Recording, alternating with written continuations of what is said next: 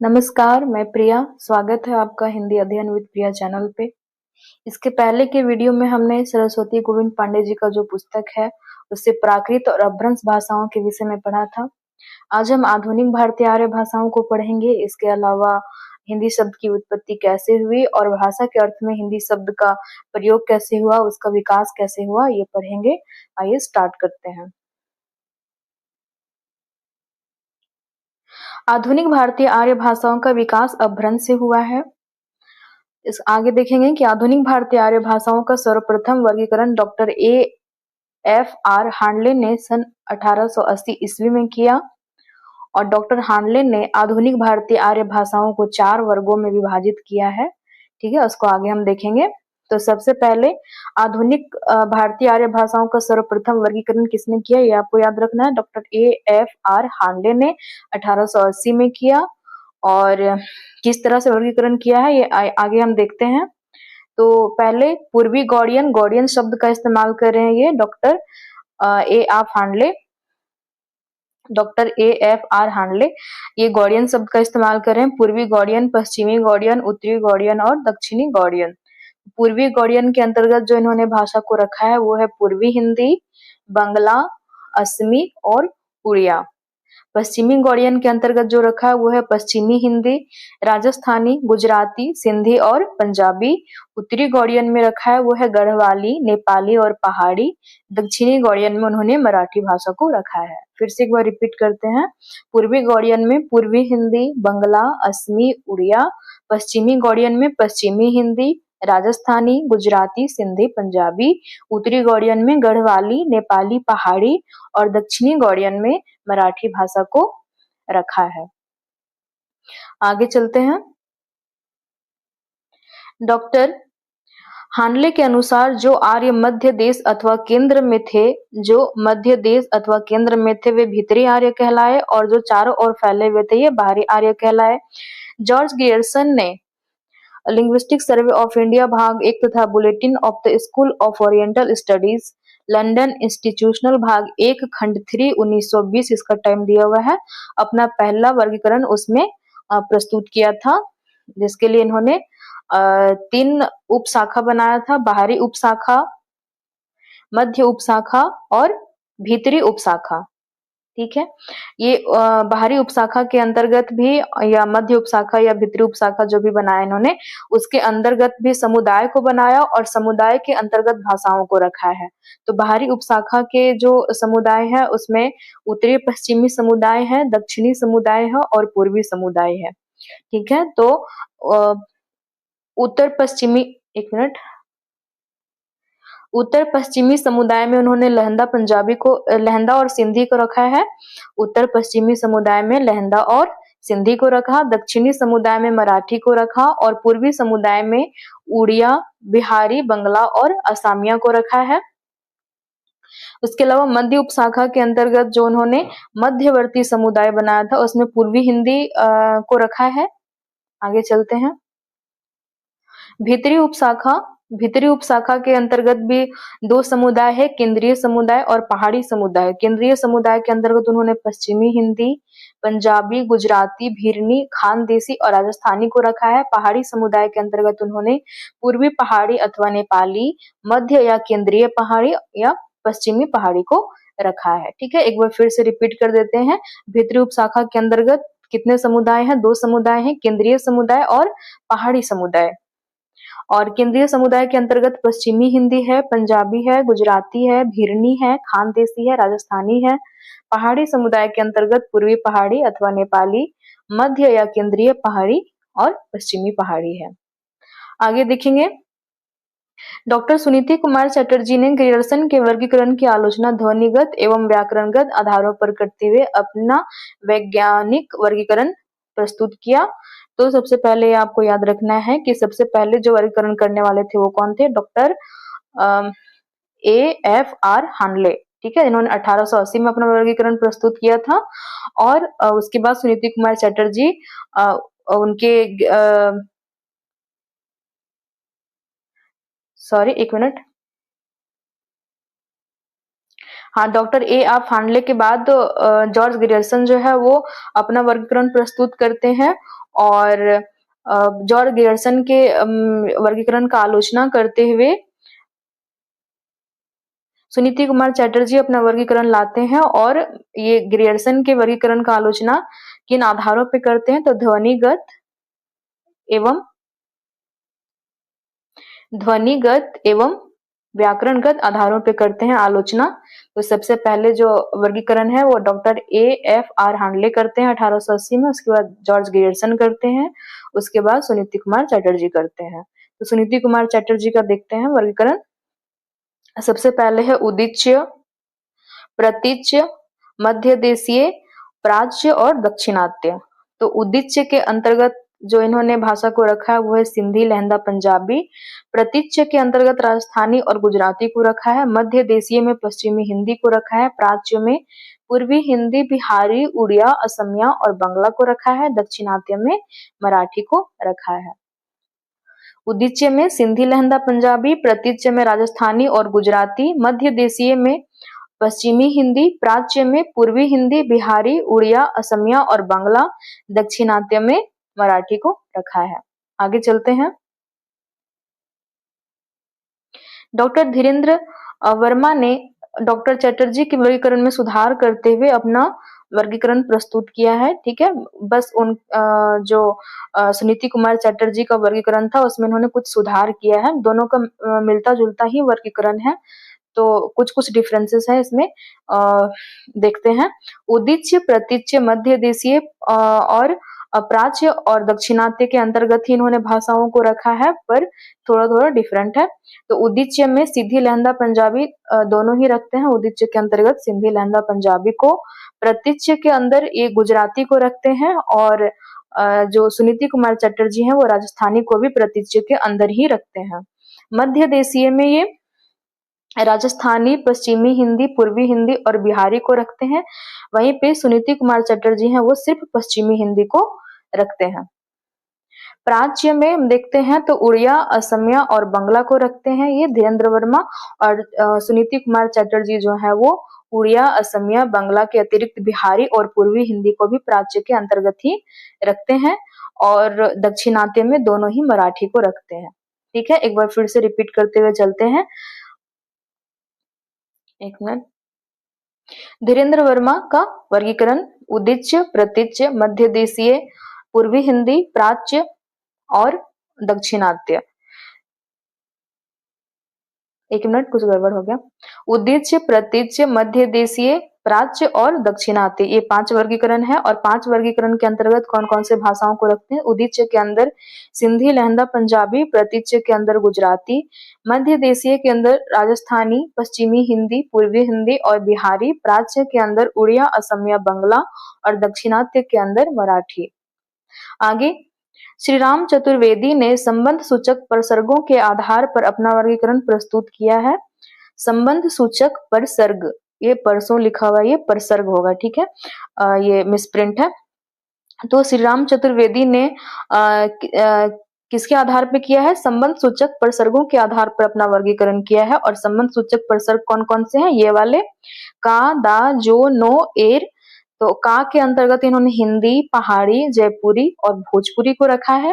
दा के अंदर पंजाबी और लहंदा को रखा है। जो के अंदर सिंधी और कच्छी को रखा है। नो के अंदर गुजराती को रखा है। एर के अंतर्गत बंगाली, उड़िया और असमिया को रखा है। एक बार फिर से देख लेते हैं। का के अंदर हिंदी, पहाड़ी, जयपुरी और भोजपुरी। दा के अंदर पंजाबी और लहंदा। जो के अंदर सिंधी और कच्छी। नो के अंदर गुजराती और एर के अंतर्गत बंगाली, उड़िया और असमिया। आगे चलते हैं। भोलानाथ तिवारी हैं, तो भोलानाथ तिवारी ने किन आधारों पे अपना वर्गीकरण किया है? तो क्षेत्रीय और संबंध अपभ्रंशों के आधार पर किया है।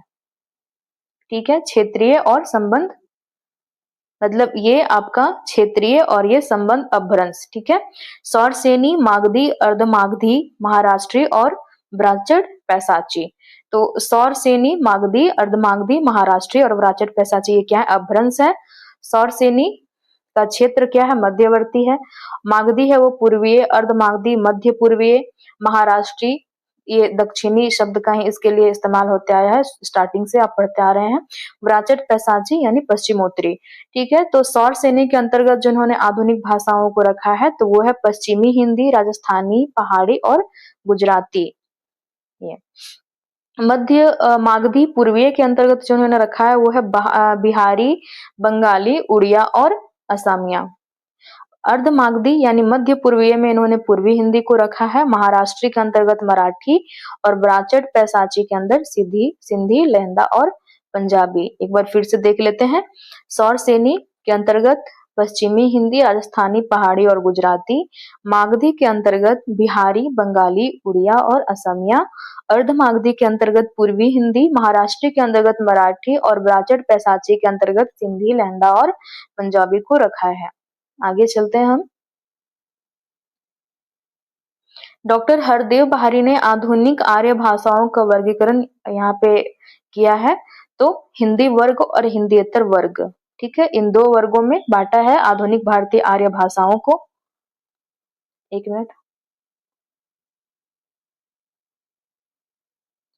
हाँ, तो हिंदी वर्ग ये है और हिंदीतर वर्ग ये है, ठीक है। हिंदी वर्ग में कौन कौन सी भाषाएं हैं, हिंदी की उपभाषाएं हैं ये मध्य पहाड़ी, राजस्थानी, पश्चिमी हिंदी, पूर्वी हिंदी, बिहारी, ये सभी क्या है, हिंदी की उपभाषाएं हैं, ठीक है। ये हिंदी वर्ग के अंतर्गत आ रहे हैं।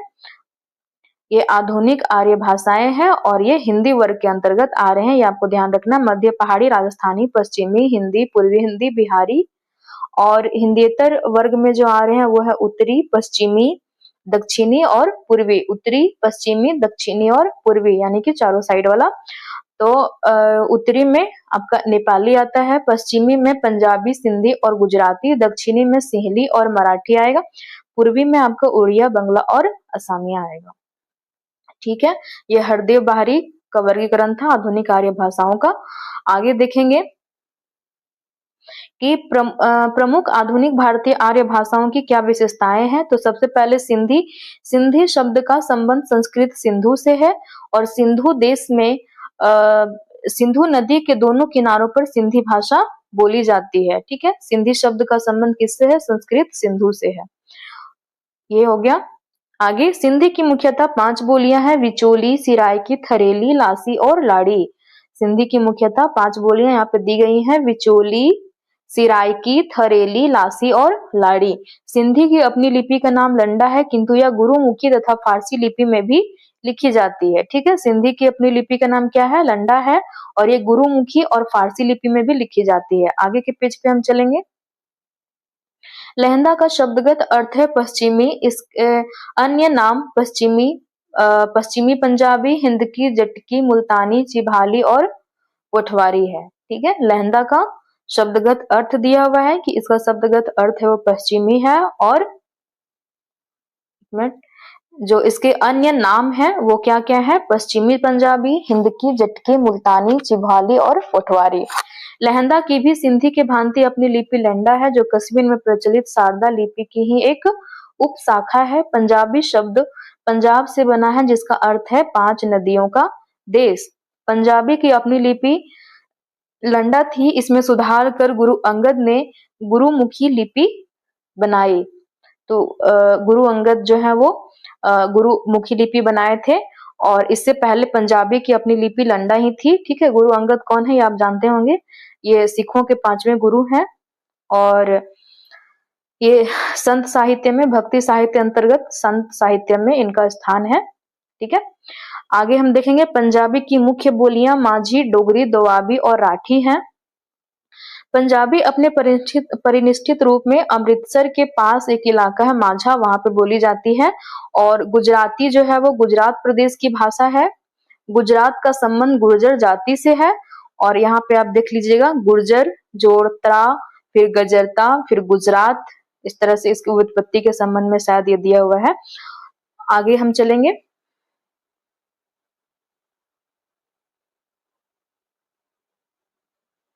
गुजराती की अपनी लिपि गुजराती नाम से ही प्रसिद्ध है, ठीक है। और गुजराती कैथी से मिलती जुलती लिपि है, और इसमें सिरोरेखा नहीं लगती है, ठीक है। सबसे पहले हम देखें कि गुजराती जो है उसकी लिपि का नाम गुजराती ही है और गुजराती कैथी से मिलती जुलती लिपि है और इसमें सिरोरेखा नहीं लगता है। सिरोरेखा का क्या मतलब है, जैसे हम यहाँ पे कुछ हिंदी में लिखते हैं तो इसके ऊपर जो हम रेखाएं देते हैं इसको सिरोरेखा बोलते हैं, ठीक है। तो गुजराती में ये सिरोरेखा नहीं पड़ती है। एक मिनट।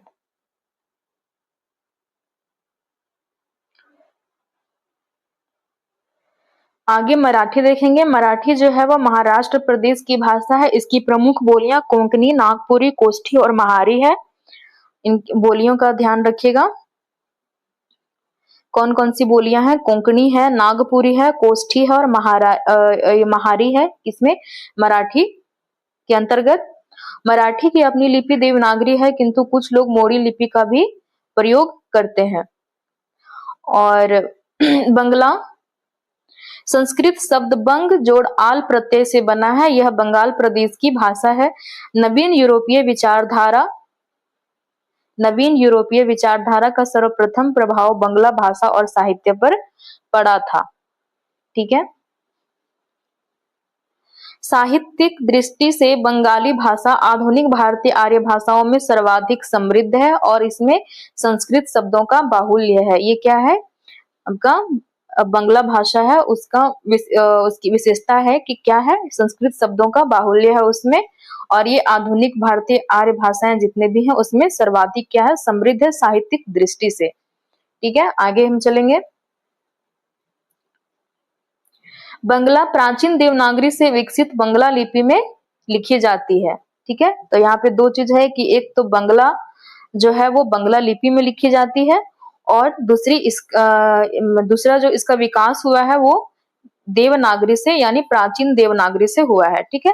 असमिया असम प्रदेश की भाषा है। इसकी मुख्य बोली विष्णुपुरिया है। असमी की अपनी लिपि जो है वो बंगला है, ठीक है। यहाँ असमी के बारे में दो ही चीज दिया हुआ है कि एक तो ये असम प्रदेश की भाषा है, इसकी मुख्य बोली क्या है? विष्णुपुरिया है, और ये इसकी जो लिपि है वो बंगला है, ठीक है। आगे हम उड़िया को देखेंगे। उड़िया जो है प्राचीन उत्कल अथवा वर्तमान उड़ीसा की भाषा है। इसकी प्रमुख बोली है गंजामी, संबलपुत्री, भत्री, ये सब। आगे उड़िया भाषा बंगला से बहुत मिलती जुलती है, किंतु इसकी लिपि ब्राह्मी की उत्तरी शैली से विकसित है। ब्राह्मी की उत्तरी शैली से विकसित है। कौन सी? जो उड़िया भाषा, ठीक है। और उड़िया भाषा जो है वो बंगला से बहुत मिलती जुलती है। और इसका विशेषता क्या दिया हुआ है कि इसमें मराठी और तेलुगु शब्दों का बाहुल्य है। ये ध्यान रखिएगा। किसके बारे में दिया गया है? उड़िया के बारे में, कि इसमें मराठी और तेलुगु शब्दों का बाहुल्य है। आगे हम पढ़ेंगे हिंदी की उत्पत्ति कैसे हुआ, ठीक है, और किस अर्थ में हुआ। तो सबसे पहले जो मत है वो देखते हैं कि हिंदी की उत्पत्ति के संबंध में निम्नलिखित मत प्रचलित हैं। जैसे परंपरावादी संस्कृत पंडितों के अनुसार हिंदी जो है वो हिन प्लस टू से बना है, ठीक है। और हिन मतलब क्या होता है? नष्ट करना, और टू का अर्थ होता है दुष्ट, यानी कि जो दुष्टों का विनाश करे, ठीक है, वही हिंदू। तो हिंदू का अर्थ यहाँ क्या दिया हुआ है? जो दुष्टों का विनाश करे। किसके अनुसार? परंपरावादी संस्कृत पंडितों के अनुसार, ठीक है। आगे बढ़ेंगे।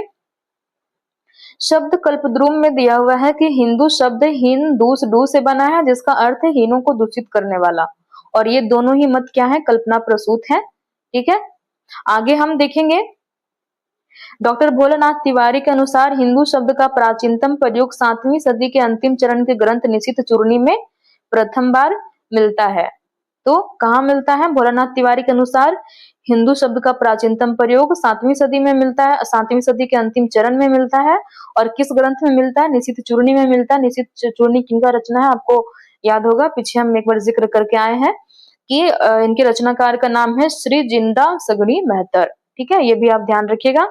आगे, हिंदू शब्द फारसी है, जो संस्कृत शब्द सिंधु का फारसी रूपांतरण है। मतलब संस्कृत में सिंधु बोला जाता था, इसका फारसी में रूपांतरण होके हिंदू हो गया, ठीक है। आगे, सिंधु शब्द का प्रथम प्रयोग ऋग्वेद में सामान्य रूप से नदी, सप्त सिंधवः, नदी विषय तथा नदी के आसपास के प्रदेश के लिए हुआ है, ठीक है। इसमें ऋग्वेद में इसका जिक्र है कि सिंधु शब्द का प्रथम प्रयोग कहाँ पे है? ऋग्वेद में है। और ये किसके लिए प्रयोग लाया जाता था? नदी के आसपास के प्रदेश के लिए इसका प्रयोग लाया जाता था, ठीक है। अब आगे 500 ईसा पूर्व के आसपास दारा प्रथम के काल में सिंधु नदी का स्थानीय प्रदेश ईरानी लोगों के हाथों में था। ठीक है, अब सिंधु से कैसे हिंदू बना, उसके पीछे क्या पृष्ठभूमि है, उसके बारे में आपको ये समझाया गया है कि 500 ईसा पूर्व आसपास दारा प्रथम का काल था और ये सिंधु नदी का स्थानीय प्रदेश ईरानी लोगों के हाथों में था। सिंधु नदी के किनारे किनारे पे कौन लोग रहते थे, तो ईरानी लोग रहते थे। ठीक है, और आगे संस्कृत और सिंधु, संस्कृत के सिंधु का ईरानी में हिंदू हो गया, जो सिंधु नदी के आसपास के प्रदेश के अर्थ में प्रयुक्त हुआ। आगे चलेंगे। कालांतर में आर्थिक विकास के साथ हिंदू का अर्थ भारत हो गया। ठीक है, इसमें ई पर बलाघात के कारण, किसमें, हिंदू में ई पर बलाघात के कारण अंत्य ऊ का लोप हो गया, तो हिंदू से क्या हो गया, हिंद हो गया। ठीक है, आगे हिंद शब्द में विशेषणार्थक प्रत्यय इक जोड़ने से हिंदिक शब्द बना, जिसका अर्थ क्या है, हिंदी का। कालांतर में क लुप्त हो जाने से हिंदी शब्द बना। ठीक है, ये आपको सिंधु से कैसे कैसे हिंदी बना, ठीक है, ये आपका इसके बारे में आप क्या बैकग्राउंड है, क्या उसकी पृष्ठभूमि है, ठीक है, कैसे कैसे इस शब्द का विकास हुआ, उत्पत्ति हुई, उसके बारे में आपको ये समझाया गया है। हिंदी व्याकरण की दृष्टि से विशेषण है जिसका मूल अर्थ संस्कृत में सिंधु और अवेस्ता में क्या है, हिंदू है। ठीक है, यहाँ पे ये संस्कृत और ये अवेस्ता, अवेस्ता यानी कि ईरानी। ठीक है, हिंदी व्याकरण की दृष्टि से विशेषण है जिसका मूल अर्थ संस्कृत में क्या है, सिंधु है, और अवेस्ता में हिंदू है। हिंदू से क्या बना, हिंद बना, हिंद से हिंदिक बना और हिंदिक से हिंदी बना। ठीक है, हिंदू में आपका ऊ जो होता है लोप होता है तो हिंद बनता है, हिंद में आपका एक प्रत्यय जुड़ता है तो हिंदिक बनता है, और उसके बाद क का लोप हो जाने से हिंद बनता है, जैसा कि ऊपर हम पढ़ के आए। ठीक है, आगे देखेंगे कि ग्रीक लोगों ने सिंधु नदी को इंदोस, यहाँ के निवासियों को इंदोई तथा प्रदेश को इंदिके अथवा इंदिका नाम से संबोधित किया, और इंदिका शब्द अंग्रेजी आदि में इंडिया हो गया। ठीक है, तो ग्रीक लोगों ने इंदोस शब्द का इस्तेमाल किया था। ठीक है, और जो फारसी यानी कि जो ईरानी लोग जो आपके सिंधु नदी के आसपास रहने लगे थे, तो वो सिंधु नदी के लिए हिंदू शब्द का इस्तेमाल किया था, जिससे हिंदी बना, और ग्रीक लोगों ने इंदोस शब्द का इस्तेमाल किया और यहाँ के निवासियों को इंदोई बोला, इंदोइस, और प्रदेश को इंदिके बोला या इंदिका बोला। ठीक है, और इंदिका शब्द से ही अंग्रेजी भाषा में क्या हो गया, इंडिया शब्द का विकास हो गया। ठीक है, इंडिया शब्द की उत्पत्ति हो गई। किसी भी प्राचीन भारतीय आर्य भाषा में हिंदी का प्रयोग नहीं मिलता है, केवल कालकाचार्य द्वारा लिखित जैन महाराष्ट्री में हिंदू शब्द मिलता है। इसको आप एक बार देख लीजिएगा, हम आगे बढ़ेंगे। भाषा के अर्थ में हिंदी शब्द का प्रयोग व विकास, तो भाषा के अर्थ में हिंदी का प्रयोग फारस और अरब से होता है। ईरान के बादशाह नौशेरवां ने अपने दरबारी हकीम वज्रोया को भारतीय ग्रंथ पंचतंत्र का अनुवाद करने के लिए नियुक्त किया था। वज्रोया ने कर्कटक और दमनक के आधार पर अपने अनुवाद का नाम कलीला व दिमना रखा। तो कौन, बादशाह नौशेरवां के दरबारी थे हकीम वज्रोया, उनको किस लिए नियुक्त किया गया था, पंचतंत्र का अनुवाद करने के लिए। ठीक है, और इन्होंने पंचतंत्र का अनुवाद किया और किसके आधार पर कर्कटक और दमनक के आधार पर अपने अनुवाद का नाम क्या रखा, कलीला व दिमना रखा। ठीक है, और पंचतंत्र किनका रचना है, तो पंचतंत्र जो है वो विष्णु शर्मा की रचना है। ठीक है, ये आप ध्यान रखिएगा, पंचतंत्र। आगे देखेंगे कि कलीला व दिमना की भूमिका किसने लिखा था, तो नौशेरवां के मंत्री थे बुजर्च मिहर, उन्होंने लिखा था कलीला व दिमना की भूमिका, और भूमिका में इन्होंने क्या लिखा, एक मिनट, इसको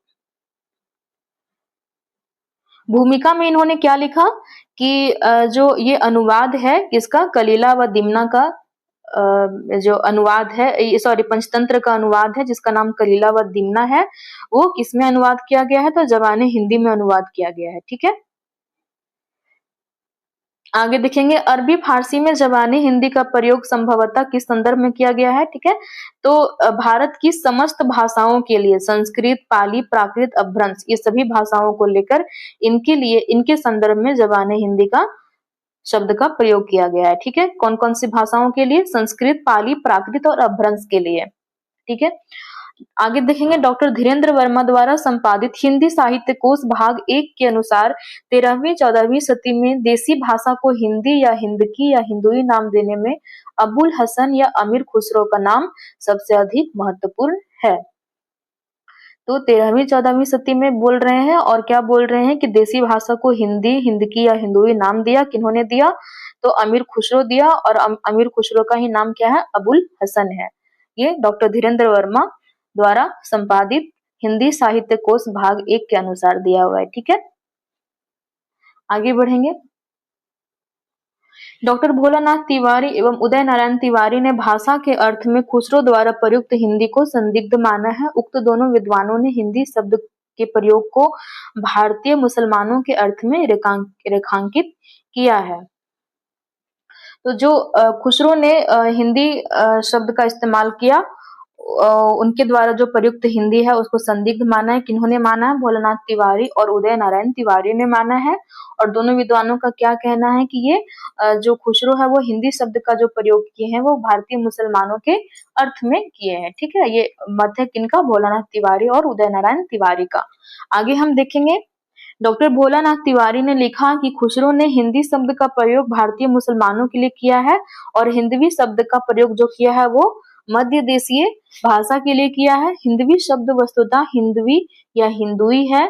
हिंदू जोड़ ई अर्थात हिंदुओं की भाषा है, और हिंदवी शब्द के प्रयोग के कुछ दिन बाद हिंदी अर्थात हिंदी मुसलमानों की भाषा के लिए कदाचित हिंदी शब्द चल पड़ा। तो ये कह रहे हैं कि जो हिंदी शब्द का इस्तेमाल किया वो भारतीय मुसलमानों के संदर्भ में किया है, और हिंदी ही जो था वो पहले क्या था? कुछ दिन पहले हिंदुवी शब्द से प्रचलित था, बाद में ये हिंदी बन गया था। ठीक है, तो जहाँ पे अमीर खुसरो ने हिंदुई शब्द का इस्तेमाल किया तो वो हिंदुओं की भाषा, और जहाँ पे हिंदुई शब्द का इस्तेमाल किया जो आगे चलकर चेंज हो गया हिंदी में, ये भारतीय मुसलमानों के लिए किया। ठीक है, ये डॉक्टर भोलानाथ तिवारी ने ऐसा लिखा है। ठीक है, आगे है हिंदी कवि नूर मोहम्मद। नूर मोहम्मद के बारे में आपको पता होगा कि ये सूफी कवि हैं। ठीक है, इनका यहाँ पे उदाहरण दिया गया है, हिंदू मग पर पाव न राखो काजो बहुते हिंदी भाख्यो। तो इनके बारे में मत है जो शुक्ल जी में दिया गया है, वो ये है कि जो कवि थे नूर मोहम्मद सूफी कवि, इनकी रचना है कौन कौन सी है?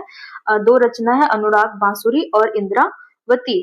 तो दोनों में इन्होंने जिस तरह से आपको पता होगा कि जैसे सूफी जितने भी काव्य हैं सूफी साहित्य से संबंधित, उसमें मसनवी शैली वगैरह का यूज किया गया है, अरबी फारसी का शब्दों का बाहुल्य है उसमें।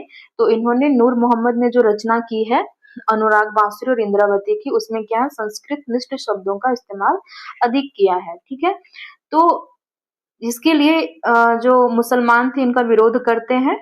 ठीक है, कि आप मुस्लिम होकर आप संस्कृत निष्ठ हिंदी का इस्तेमाल कैसे कर सकते हैं अपनी रचनाओं में? इनकी रचनाओं का जो है विरोध किया गया है।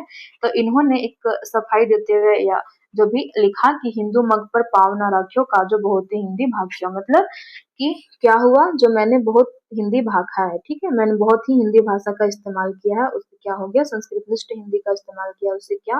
मैंने हिंदू मग पर पाव नहीं रखा है, मतलब मैं जो आत्मा से हूँ, मुसलमान ही हूँ, मैंने सिर्फ हिंदी भाषा का इस्तेमाल भर ही किया है। ठीक है, ये एक सफाई देते हुए ऐसा लिखते हैं, ऐसा मत शुक्ल जी का जो हिंदी साहित्य का इतिहास है उसमें दिया हुआ है। ठीक है, आगे 18वीं सदी तक हिंदी मुसलमानों की भाषा न रहकर हिंदुओं की भाषा की ओर झुक रहा था। यहाँ टाइम देखिएगा 18वीं सदी तक, और ये हिंदी था वो मुसलमानों की भाषा नहीं रह गया था, हिंदुओं की भाषा की ओर झुक रहा था। आगे हम चलेंगे, तो 19वीं सदी के मध्य के पूर्व तक हिंदी का प्रयोग उर्दू या रेख्ता के समानार्थी रूप में चल रहा था। 19वीं सदी के मध्य तक यानी कि 1850 समथिंग ईस्वी, तो 19वीं सदी के मध्य तक मध्य के पूर्व तक हिंदी का प्रयोग उर्दू या रेख्ता के समानार्थी रूप में चल रहा था, यानी कि हिंदी शब्द का जो इस्तेमाल हो रहा है वो उर्दू या रेख्ता के संदर्भ में समझा जाता था। ठीक है, उर्दू मूलतः तुर्की शब्द है जिसका अर्थ है शाही सिविरिया खेमा। ये उर्दू कहाँ से आया हुआ शब्द है? ये तुर्की से आया हुआ शब्द है। ठीक है, और इसका अर्थ क्या है? शाही सिविरिया खेमा। आगे डॉक्टर ग्राहम बेल तथा डॉक्टर ताराचंद आदि का कहना है कि उर्दू का भाषा के निश्चित अर्थ में सबसे पुराना प्रयोग मुसफ़्फ़ी में मिलता है। तो ये डॉक्टर ग्राहम बेल और ताराचंद का कहना है कि उर्दू भाषा का निश्चित अर्थ में सबसे पुराना प्रयोग कहाँ मिलता है? मुसफ़्फ़ी में मिलता है। और इसमें मुसफ़्फ़ी का एक उदाहरण दिया गया है कि खुदा रखे ज़बां हमने सुनी है मीर ओ मिर्जा की, कहें किस मुँह से हम मुसफ़्फ़ी, उर्दू हमारी है। ठीक है, आगे चलेंगे। प्रोफेसर आजाद ने आबे हयात में ब्रज भाषा से उर्दू का जन्म माना है। तो ब्रज भाषा से उर्दू का जन्म किसने माना है? तो प्रोफेसर आजाद ने माना है। ठीक है, आगे रेख्ता का फारसी के अर्थ में, मतलब फारसी में इसका क्या अर्थ होता है? रेख्ता का गिरा हुआ या गिराकर बनाया हुआ ढेर। भारत में रेख्ता शब्द का प्रयोग पहले छंद और संगीत के क्षेत्र में हुआ। अमीर खुसरो जो है वो संगीत के क्षेत्र से जुड़े हुए थे, तो अब ये रेख्ता शब्द का उन्होंने इस्तेमाल किया है। ठीक है, अमीर खुसरो के बारे में जब हम आगे पढ़ेंगे तब विस्तार से पढ़ेंगे। तो रेख्ता शब्द का प्रयोग कहाँ? छंद और संगीत के क्षेत्र में हुआ है। रेख्ता नाम 18वीं सदी से प्रारंभ होकर लगभग 19वीं सदी के मध्य तक उर्दू के लिए चलता रहा। ठीक है, ये हम ऊपर देख चुके हैं। आगे बढ़ते हैं। हिंदी का नवीन अर्थ में लिखित प्रयोग सर्वप्रथम कैप्टन टेलन ने सन 1812 ईस्वी में फोर्ट विलियम कॉलेज के वार्षिक विवरण में किया था। लिखित प्रयोग, नवीन अर्थ में लिखित प्रयोग किसने किया? कैप्टन टेलन ने किया, 1812 में किया। और किसमें किया? तो फोर्ट विलियम कॉलेज के वार्षिक विवरण में किया। ठीक है, आगे देखेंगे। वर्तमान में हिंदी शब्द मुख्यतः निम्न अर्थों में प्रयुक्त हो रहा है। वर्तमान में हिंदी शब्द किन अर्थों में प्रयुक्त होता है? यहाँ पे ये दो मत दिए गए हैं। पहला, हिंदी साहित्य के इतिहास ग्रंथों में हिंदी का अर्थ क्या दिया गया है कि हिंदी जो है वो हरियाणा, हिमाचल प्रदेश और उत्तराखंड, दिल्ली, राजस्थान, उत्तर प्रदेश, मध्य प्रदेश तथा बिहार की भाषा है और इस पूरे क्षेत्र को हिंदी प्रदेश कहा गया है। ठीक है, कौन कौन सा प्रदेश है? हरियाणा है, हिमाचल प्रदेश है, उत्तराखंड है, दिल्ली है, राजस्थान है, उत्तर प्रदेश है, मध्य प्रदेश है और बिहार है। ठीक है, तो ये क्या है? हिंदी प्रदेश है। यहाँ पे हिंदी का यूज होता है ज्यादा। हिंदी का अर्थ में ये हिंदी साहित्य के इतिहास ग्रंथों में इसका विवरण दिया गया है। ठीक है, दूसरा नंबर जो मत है वो वर्तमान भारतीय साहित्य के बारे में है। तो वर्तमान भारतीय साहित्य में हिंदी शब्द जो है वह भारतीय संघ की राजभाषा के रूप में हिंदी का जो है किस संदर्भ में प्रयोग होता है? तो भारतीय संघ की राजभाषा क्या? देवनागरी लिपि में हिंदी होगी। और भारतीय संविधान में अनुच्छेद 343 है और अनुच्छेद 343 के अंतर्गत ही जो है वो ये बोला गया है कि हमारी जो लिपि होगी वो देवनागरी होगी और देवनागरी लिपि में जो लिखी जाती है हिंदी, वो हिंदी हमारी राजभाषा होगी। ये अनुच्छेद 343 में बोला गया है। ठीक है, और ये ठीक है, यहीं तक आज के लिए इतना ही। और इससे आगे हम लोग हिंदी की बोलियों के क्षेत्र, लिपि और देवनागरी लिपि की विशेषताओं के बारे में पढ़ेंगे। और अगर आपको वीडियो पसंद आता है, हेल्पफुल लगता है, तो आप लाइक कर दीजिए, सब्सक्राइब कर दीजिए और शेयर भी जरूर कर दीजिएगा। तो मिलते हैं अगली वीडियो में। धन्यवाद।